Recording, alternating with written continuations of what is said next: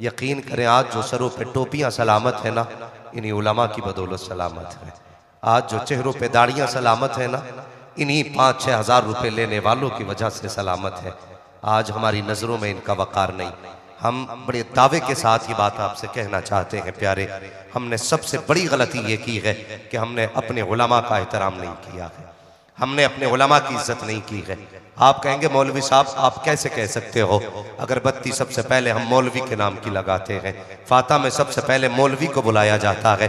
प्यारे ये मैं भी जानता हूँ, तीजा हो तो सबसे पहले मौलवी बुलाया जाता है, 40वां हो सबसे पहले मौलवी बुलाया जाता है, मैयत की रोटी हो तो सबसे पहले मौलवी बुलाया जाता है, बाप के सीने में सांसें अटकती हो तो मौलवी बुलाया जाता है, पेट का दर्द न थमता हो तब मौलवी बुलाया जाता है, बुखार जाने का नाम न ले तब मौलवी बुलाया जाता है, बीमारियां घर बना ले आके तेरे घर के अंदर तब मौलवी को बुलाया जाता है। तेरा दिल पे हाथ रख के बता, तेरे बेटे का वलीमा हुआ सबसे पहले किसे बुलाया गया, तेरे घर पे बारात आके बैठी सबसे पहले किसे बुलाया गया, जब तूने 4 यारों की दावतें की सबसे पहले किसे बुलाया गया। हमने कुरान के साथ नाइंसाफी की है, हमने ये गलतियां की है जिसकी आज हमको सजा मिल रही है। प्यारे डॉक्टर इकबाल ने कहा था, न समझोगे तो मिट जाओगे हिंदी मुसलमानों, तुम्हारी दास्तां तक भी ना होगी दास्तानों में। कितने फख्र से हम कहते हैं, चाहिए हमें मत समझाइए, मौलवियों की तो बातें दकियानूसी बातें होती हैं, ये तो 1400 साल पुरानी बातें किया करते हैं। हाँ हाँ हम 1400 साल पुरानी बात करते हैं।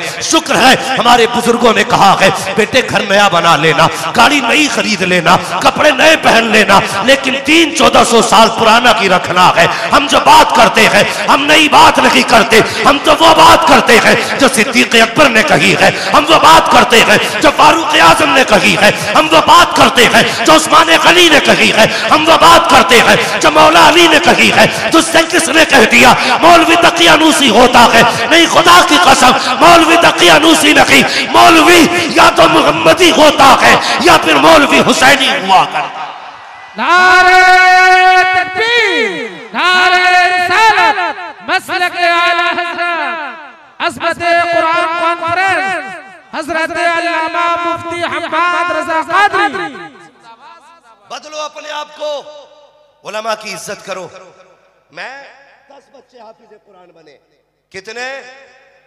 मेरी दुआ है अल्लाह जितने आए हैं ना सबके घर में एक एक कुरान का कारी पैदा फरमा दे। हाँ, इससे बड़ी दुआ इस जलसे में मेरे पास नहीं है। नसीब वाले हैं यार। मैं उन बापों को सलाम करता हूं जिन्होंने मजदूरी करने के लिए धूप सूरज सर पे उतारा लेकिन बेटे को कुरान से दूर न होने दिया। मैं उस माँ को सलाम करता हूं, नसीब वाली है वो माँ जिसने ऐसे बेटों को दूध पिलाया है जिन्होंने आज 30 पारे का तोहफा माँ बाप को देना। मैं सलाम करता हूं उन बहनों को कि तुमने उनको रोटियां बना के खिलाई है जो कयामत में कलाई पकड़ के तुम्हें जन्नत का रास्ता दिखाने वाले हैं। हाँ, हमने क्या समझा, हमारी कौम, अल्लाह माफ करे बुरा ना मानिएगा, मैं आईना को दिखाऊंगा दाग चेहरे के, जिसे खराब लगे सामने से हट जाए। बहुत गौर से मेरी बात सुनिएगा, इतनी आसानी से कुरान नहीं आता। कितने बच्चे हाफिज बने? 10 बच्चे। मुझे एक हार इसमें से दिया जाए और उस उस्ताद को बुलाया जाए जिसने इन हाफिजों को पढ़ाया है। मैं अपने हाथ से उसके गले में यह हार डालना चाहता हूं जिसने मेहनतें करके इन बच्चों को कुरान का कारी बनाया है। हाँ, अल्लाह सलामत रखे। माशाअल्लाह, क्या नाम है हजरत का? असद रजा रहबर। जरा नारा बंदे मजमे से कोई लगाना चाहिए। अल्लाहु अकबर, या रसूल जिंदाबाद। अल्लाह सलामत रखे। माशाअल्लाह, अल्लाह बरकतें अता करे। मैंने ये हार इसलिए पहनाया, असल हार के हकदार ये है। मैं 1 घंटे के लिए आया हूं, 1 घंटा तकरीर करूंगा, लेकिन इनकी मेहनतें आप जानते। अल्लाह आपको सलामत रखे। आज के बाद इंशाअल्लाह आप हर कुरान वाले की इज्जत करेंगे। बोलो इंशाअल्लाह करेंगे, सारे बोले इंशाअल्लाह। मैंने इनको हार क्यों पहनाया?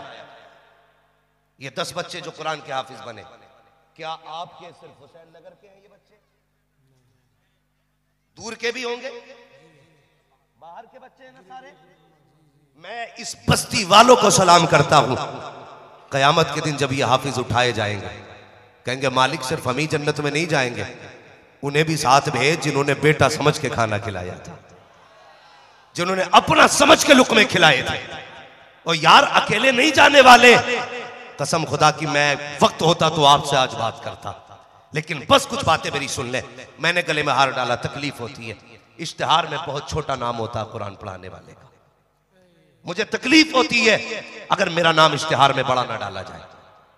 कई मौलवी भी इस बात से एतराज करते, भाई तू अजीब है, अपनी छोटी करने पे लगा है, वो बड़ा मुकर्रिर बड़े नाम वाला होता है, हम मेहनत करते हैं। मैंने कहा बेशक करता हूं, लेकिन बता तो सही मेरा नाम इतना बड़ा इश्तिहार में है, कितनी मेहनतें इन कुरान वालों ने की है। यार तुम तो चादर ओढ़ के रात को सो जाया करते हो, जब रात के 3 बजते हैं, ये रात के सन्नाटे में ऐसी सर्द रातों में उठते हैं जिनको अपने बच्चों की परवाह नहीं, अपनी जान की परवाह नहीं होती। ये ठंडे पानी से वुजू करके बैठ जाते हैं, उठाते हैं तेरे मेरे बेटे को, अपनी औलाद से ज्यादा प्यार करते हैं, इनको कुरान पढ़ाया करते हैं। तुम्हें क्या लगता है इतनी आसानी से कुरान सीने में आ गया? मुझे बता तो सही, हम रात को नहीं फजर में उठते हैं, मौलवी अजान दे देता है, कितने खिस्सा के कहते हैं अभी आंख लगी थी फजर हो गई है, इतनी जल्दी रात कट गई, सर्दी हो गई है, मस्जिद में पानी गर्म नहीं है, और तुम तो शिकायतें करते हो इमाम साहब पानी गर्म क्यों नहीं था। लेकिन बता तो सही ये किससे शिकायत करने जाएंगे? कुरान वालों को वुजू के लिए ठंडा पानी मिल रहा है, जिस फर्श में बैठते हैं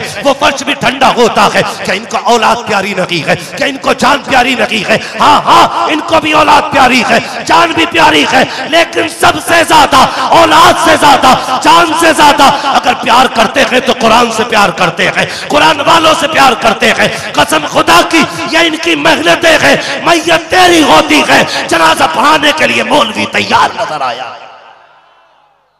सबसे ज्यादा इज्जत के हकदार असातिज़ा। बुरा ना मानिएगा, मेरे गले में हार न डालो, डालना है सबसे पहले उस्ताद के गले में हार डालो। उसने 3-3 बजे उठ के कुरान पढ़ाया है। सबसे मजलूम जमात अगर कोई है तो वो कुरान पढ़ाने वालों की जमात है। बुरा ना मानिएगा, कड़वी सच्चाई है।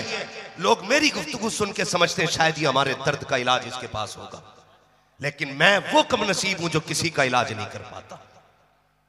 हाँ, उलमा भी मिले, लॉकडाउन में हमारी कौम ने इतना बड़ा झूठ बोला। यार जिनके बिजनेस थे उस पर तो लॉकडाउन लगा था, लेकिन जिनकी खेती थी उसके लॉकडाउन से क्या मतलब था? जब उश्र लेने के लिए जमात गई तो लोगों ने कहा मौलवी लॉकडाउन है, दिमाग खराब है। क्यों लॉकडाउन में खेती नहीं काटी गई, गल्ला पैदा नहीं हुआ? सब कुछ हुआ, लेकिन हमने ना सिर्फ ये लॉकडाउन कुरान वालों को दिखाया। 6-6 महीने हो जाते हैं इन कुरान वालों को तनख्वाहें नहीं मिलती।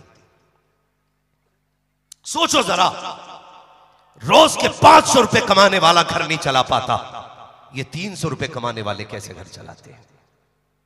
और उसमें भी 5-5 महीने की तनख्वाहें उधार। और हम कहते हैं गौस का दामन नहीं छोड़ेंगे, जर्दे के भगोने नहीं छोड़ेंगे, बिरयानी के तबाक नहीं छोड़ेंगे।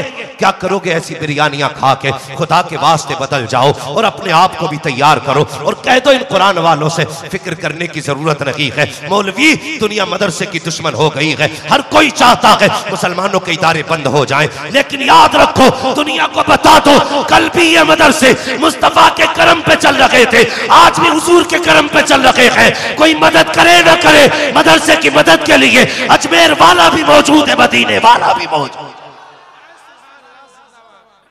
हम 3000 में मदरसे चला के दिखाएंगे, हम 100 रुपए में मदरसे चला के दिखाएंगे। सबसे बड़ी गलती हमने ये की है, हमने मदरसों का साथ छोड़ दिया। हाँ, मदरसों का साथ छोड़ दिया। वो चल रहा है ना, अब्बा मरता है ना, वो साहब 10 बच्चे भेज दो, का क्यों? कि 3 दिन अब्बा की कब्र पे कुरान पढ़ेगा। जायदाद तू इस्तेमाल करे, कुरान पढ़ेंगे, विरासत में हक तेरा, कुरान पढ़ेंगे। तू 3 दिन चादर ओढ़ के सोए, आंखें फोड़ेंगे। कम से कम ऐसा तो बन जाता, जनाजा बाप का होता, तेरी जबान पे कुरान के तराने आ जाते। तुझे इतनी भी मोहलत ना मिल सकी कि तू चंद आयतें कुरान की सीख लेता। सलाम करो इन कुरान वालों को। मैं पढ़ रहा था, जानते हो, सुनिएगा, एक निकाह की उजरत क्या होती है। ये मसला बड़े जोर शोरों पे। तुम्हें पता है कितना निकाह पढ़ाने की उजरत कितनी होती है? ऊपर वाला नहीं बोले, कोई नीचे वालों से बात हो रही। अल्लाह आपको सलामत रखे। कितनी अच्छी आपने कीमत लगाई। लेकिन इस्लाम ये कहता है अगर कुंवारी लड़की का निकाह पढ़ाया जाए तो निकाह पढ़ाने की उजरत 25,000 होती है। क्यों चुप गए? 25,000 है कुंवारी लड़की के निकाह की उजरत 25,000। और अगर बेवा का निकाह पढ़ाया जाए तो उजरत 12,500। ये 1000 लेके 24,000 छोड़ देते हैं, इनका एहसान नहीं है ये? मौलवी से पूछते हो किस शरीयत में लिखा है? आज बता के जा रहा हूं।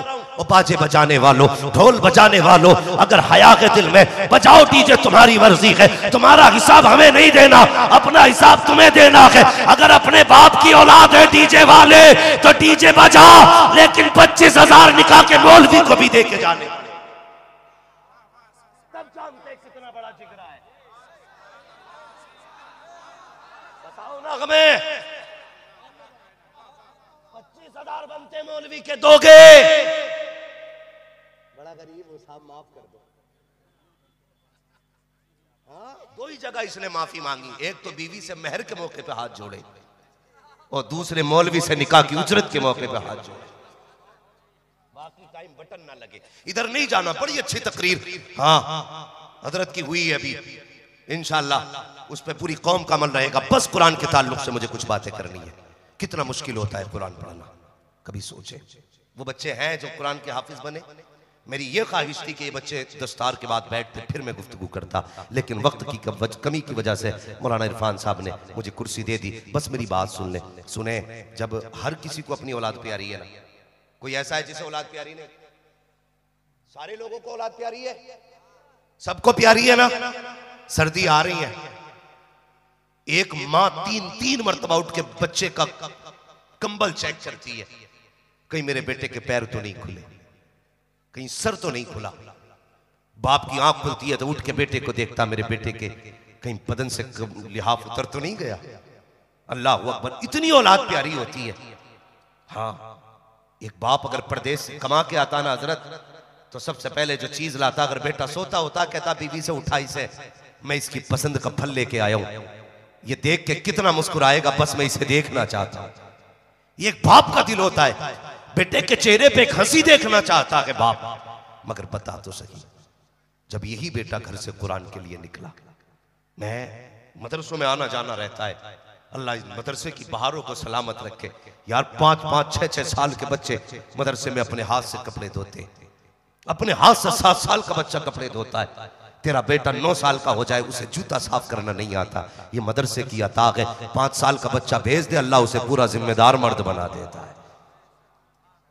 ये मदरसा होता है हजरत। हाँ, मैंने बच्चों को कपड़े रगड़ते देखा, आंख में आंसू आ गए। मैंने कहा वाह रे मालिक, तेरे कुरान का प्यार कैसा है। बच्चे अपने हाथ से कपड़े धो रहे हैं, जिस उम्र में ये कपड़े पहनना नहीं जानते थे, अपने हाथों से कपड़े धोने लग गए हैं। ये किसकी बरकतें हैं? ये मदरसे की बरकतें हैं। बस ये बताना चाहता हूँ, जब इन बच्चों को कुरान से प्यार हुआ, यार कोई बच्चा माँ बाप से दूरी बर्दाश्त नहीं कर सकता, कोई बाप औलाद से दूरी बर्दाश्त नहीं कर सकता, लेकिन यही कुरान वाले बच्चे जब घर से चलते हैं, खुदा की कसम बाप आंसू अलग बहाता है, माँ की आंख में आंसू अलग होते हैं। बहन सोचती है भाई हर वक्त तेरे साथ लड़के खाती थी, आज के बाद किसके साथ लड़ेंगे, किसके साथ खाना खाएंगे। और यार उसने कुरान के लिए, बहन ने अपनी मोहब्बतों को कुर्बान किया, माँ ने ममता को कुर्बान किया, बाप ने शफकतों को कुर्बान कर दिया। जब बेटा घर से मदरसे चल करके आया है, जब ये घर सोया करता था तो रातों को उठ के माँ चेक किया करती थी, बेटे का पैर तो नहीं खुला है, बेटे का हाथ तो नहीं खुला है। लेकिन पूछो इन उलमा से, जिस दिन से ये मदरसे में आए हैं, आज कोई देखने वाला नहीं है।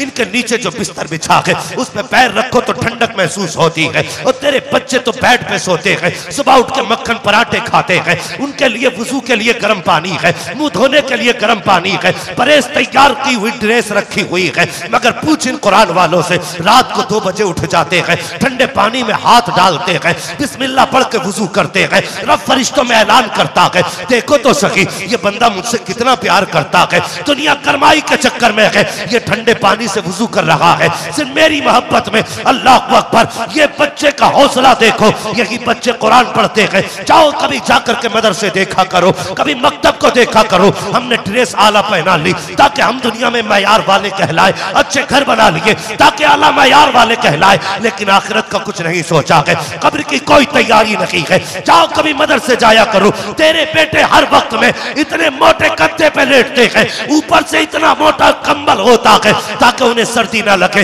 लेकिन ये कुरान वाले जब से मदरसे में आए हैं, चारपाई तो बड़ी बात है, बिस्तर भी शराफत का नसीब नहीं होता है। फटे बिस्तर पे लेटे हुए हैं, रात को बदन खुला है तो खुला है, जमीन पे पड़े हैं तो पड़े हैं। कितने बच्चे बिस्तर से फिसल के फर्श पे आ जाते हैं, लेकिन उठा लामा को और पूछ तो सकी पिछली सर्दी में कितने बच्चे ठंड से मरे हैं, कितने बच्चों के फेफड़े खराब हुए, कितनों की सांसें दबी। कहेंगे नहीं नहीं, मदरसे का रिकॉर्ड रहा है, कई साल से मदरसा चल रहा है, लेकिन आज तक कोई ठंड से नहीं मरा है, आज तक कोई सर्दी से नहीं मरा है। मैंने कहा ताज्जुब है मौलवी, बता तो सकी। हॉस्पिटल में जाके देखो 10-10 लाशें आ रही है, का नमूनिया हो गया था इसलिए मर गया। बाप से पूछा तू बता नमूनिया कैसे हुआ? कहने लगा एक दिन रोते रोते फर्श पर लेट गया था, जिसकी वजह से इसके बदन को ठंड चढ़ गई। अल्लाह अकबर, मुझे बता तो सकी, तेरा बेटा एक दिन फर्श पे लेटे तो ठंड लग जाती है, ये कुरान वाले पूरी सर्दी लेटा करते हैं, ठंड नहीं लगती है।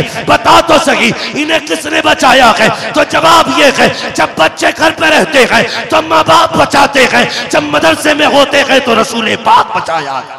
नारे तकबीर, नारे रिसालत, मसलके आला हज़रत, उलमाए अहले सुन्नत, पीरे तरीक़त।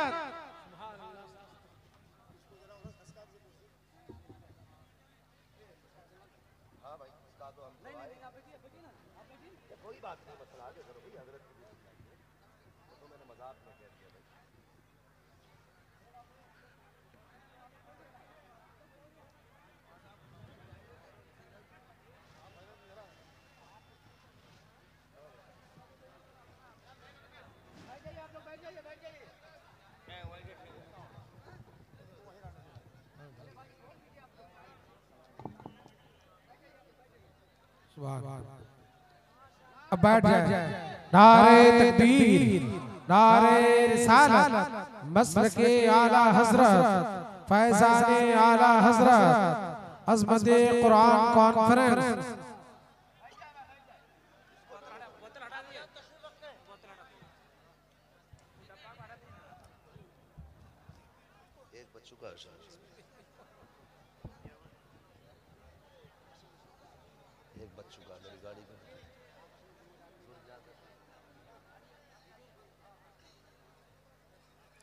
माशाअल्लाह सुभान अल्लाह, आप माथे की निगाहों से देख रहे हैं मिंबर शरीफ पर अब वो जात आ गई है जिनका चेहरा देखो तो आला हजरत की याद आ जाए।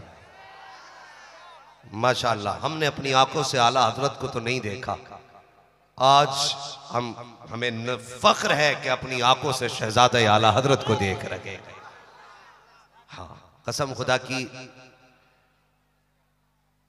मैं क्या तारीफ करूं इन लोगों की। हमारी औकात क्या है? अपना तो बस एक ही अकीदा है, खाते हैं तेरे दर का, पीते हैं तेरे दर का, पानी है तेरा पानी, दाना है तेरा दाना। अल्लाह सलामत रखे। माशाअल्लाह, हमारे मोहसिन, हमारे करम फरमा पीरे तरीक़त रहबरे राह शरीयत हज़रत अल्लामा मौलाना मुफ्ती मन्नानी मियाँ साहिब क़िबला, सिमनानी मियाँ साहिब क़िबला दामाज़िल्लाहुल-आली तशरीफ़ ला चुके हैं। हज़रत के चेहरे का दीदार करते रहिए। बस यूं समझिए कि मैं सिर्फ एक बात से तारुफ करा दूं, वरना हम तो खुद इन लोगों के नाम से पहचाने जाते हैं। ये सच्चाई है, हमारी पहचान इनसे है, हमारी शनाख्त इनसे है। हाँ, बस यूं समझे वादी रजा की कोहे हिमालय रजा का है, जिस समत देखिए वो इलाका, सारे बोले वो इलाका। औरों ने भी लिखा है बहुत इल्म दीन पर, जो कुछ है इस सदी में वो तन्हा रजा का है। माशाअल्लाह हज़रत क़िबला की आमद हो चुकी है, मैं बात मुकम्मल कर लूँ, इजाज़त फरमाए, अल्लाह सलामत रखे। मैं जानता हूँ ये सिर्फ यूं ना समझें कि एक बरेली का खान साहब का बेटा आया है, बस यूं समझ लीजिए, मैं ये कहूँ तो बेजा नहीं है, सरकारे गौसे पाक का फैजान लिए हुए कलंदर आया हुआ है। हाँ, हजरत की गाड़ी का एक्सीडेंट हुआ था तो हजरत से पूछा गया कैसा रहा या कैसे हो गया। हाँ, तो बताया गया उस वक्त भी आपकी जबान पे सरकार गौसे पाक का नाम था यार, और ऐसी खतरनाक हादसे से अल्लाह ने हिफाजत फरमा दी। आज हमारे पीछे हजरत जिंदा गए और सलामत है। हमारी दुआ अल्लाह हजरत को उम्र खिज़र अता फरमाए और इन बुजुर्गों का साया हमारे सरों पर तादिर कायम दायम फरमाए। हम इन्हें देख लेते ना तो फिर हमारा अकीदा और चट्टान की तरह हो जाता है, चट्टान की तरह हो जाता है। मैं अक्सर कहता हूं लोगों, गरीब होके मर जाना, नादार होके मर जाना, कभी बरेली के गद्दार होके न मरना।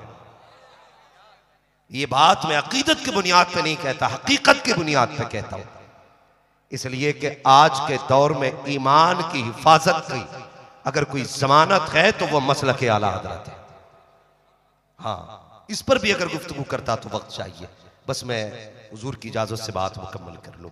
ये मदरसे होते कि यहाँ रात दिन बच्चे जमीन पे लेटते लेकिन मरते नहीं है।